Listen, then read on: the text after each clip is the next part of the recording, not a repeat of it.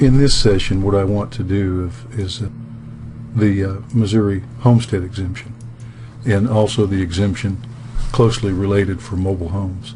So let's start off. Let's take the Missouri Homestead exemption. There's one exemption for $15,000. So if you're a single person, you get a $15,000 exemption. If you're married, then the both of you get a $15,000 exemption. It's not doubled because you're married. How much do you claim on the exemption? Well, it's what the home is worth, what you could sell it for, minus the total of all the mortgages that are on the property.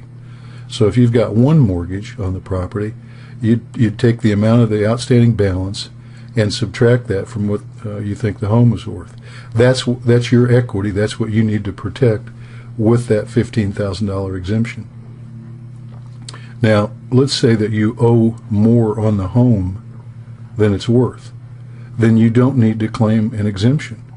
You can't protect with an exemption something that you don't have. If you don't have equity in the home, there's no exemption to be used. That doesn't mean, by the way, that you're going to lose the home. Within your bankruptcy petition, you're going to fill out a statement of intention telling the court and the lenders what you're going to do with that loan. If you're going to reaffirm and keep the loan, then that's the way it'll be. So it's a separate issue from claiming an exemption. Now, on mobile homes, let's take that because that is a little more detailed subject matter. Each debtor is, Jane, please, your mobile home, again, each debtor gets $5,000. So you need to get the registration out for your mobile home and see who it's titled to. Maybe one of you, you and your wife, maybe only one of you was there when you bought a mobile home. So it's only in one spouse's name. If that's the case, you can only claim one $5,000 exemption. One spouse cannot use or claim an exemption that belongs to the other spouse. So hopefully, if you've got more than $5,000 equity in the mobile home, then both your names are on the title. Now, unfortunately, you can't correct that problem by just adding her onto the title and then filing bankruptcy. We have a rule called the 4 unities: time, title, interest, and possession. You have to have acquired ownership with your spouse at the same time in the same way in order to have a valid joint tenancy. So just adding her on at the last moment, the 11th hour, isn't going to work. That's not going to be a problem for most of you because most lenders, mobile home lenders, they want both of you on it so that they can sue you for a deficiency if that's the case. What's the mobile home worth? If you're going to redeem it, or you're going to try and force the lender to sell the mobile home to you for its value, or if you're going to cram it down, or we're going to reduce the value, then you're going to have to get on the NADA website and pay $20 for a valuation report. I've mentioned another segment in the video. You want to be very accurate when you fill out the description of your mobile home.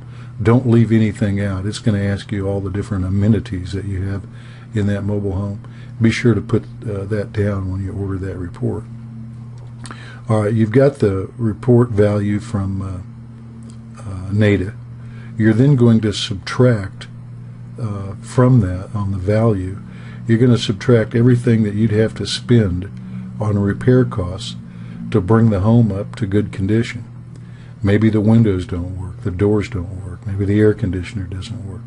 Whatever repair costs you need, you're going to subtract that from the NADA valuation. You're then going to take off an additional 3%. So take NADA, subtract what it costs to repair it, and then take that times 0.97. After you've done that, you're going to subtract any debt that you have on that mobile home. The resulting number is your equity in that mobile home. That's what you need to protect with the exemption from 513.4306. Again, it's just like on the residence up above. If you have no equity in the mobile home, if you owe more on the mobile home than what it's worth, you don't need to use an exemption. There's nothing to protect. Again, it doesn't mean you're going to lose the mobile home, because on a statement of intention in another section of your bankruptcy petition, you're going to tell everybody, including the lender, I intend to keep this lump. So I hope that clarifies the Missouri and mobile home exemption.